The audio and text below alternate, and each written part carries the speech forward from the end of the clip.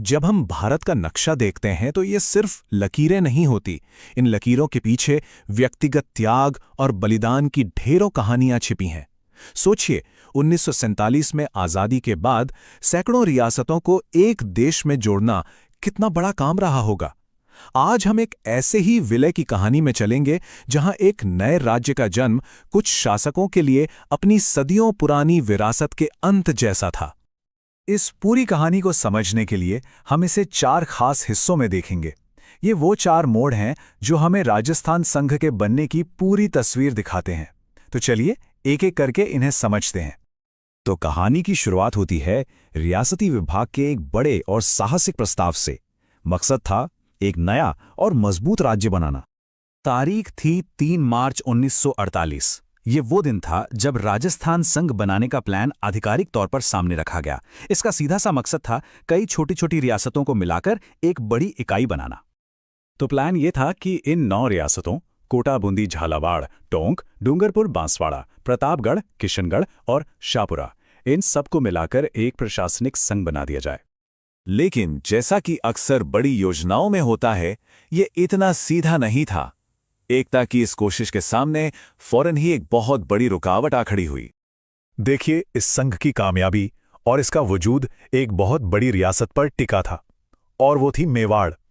मेवाड़, जिसकी अपनी एक ऐतिहासिक पहचान थी, महाराणा प्रताप की विरासत थी। अगर मेवाड़ साथ आता तो इस नए संघ को वो ताकत और सम्मान मिलता जिसकी उसे सख्त जरूरत थी। और यहीं पर कहानी का सबसे बड़ा मोड़ आता है। एक तरफ तो थी मेवाड़ की जनता, जिसका प्रतिनिधित्व प्रजामंडल कर रहा था। वो लोग संघ में शामिल होना चाहते थे। लेकिन दूसरी तरफ थे मेवाड़ के महाराणा, जिन्होंने इस प्रस्ताव को सिरे से खारिज कर दिया।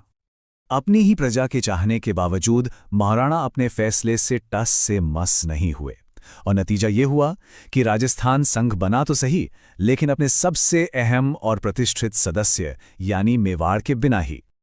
अच्छा, तो मेवाड़ तो शामिल नहीं हुआ, लेकिन उन राज्यों का क्या जो शामिल होने के लिए मान गए थे?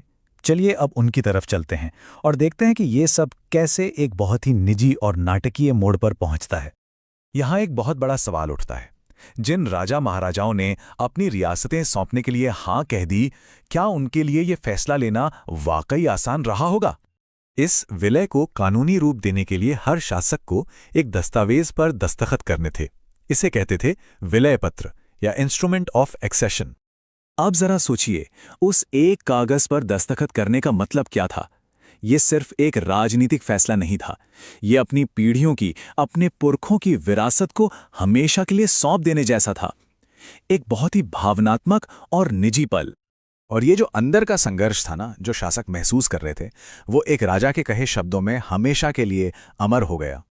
ये हिचकिचाहट कई शासकों में थी, लेकिन ये सबसे साफ तौर पर महसूस की गई बांसवाड़ा के महारावल चंद्रवीर सिंह के मामले में। तो जब बांसवाड़ा के महारावल चंद्रवीर सिंह ने उस विलय पत्र पर दस्तखत किए, तो उनके मुंह से जो निकला वो इतिहास बन गया। उन्होंने कहा, मैं अपने डेथ वारंट पर हस्ताक्षर कर रहा हूं।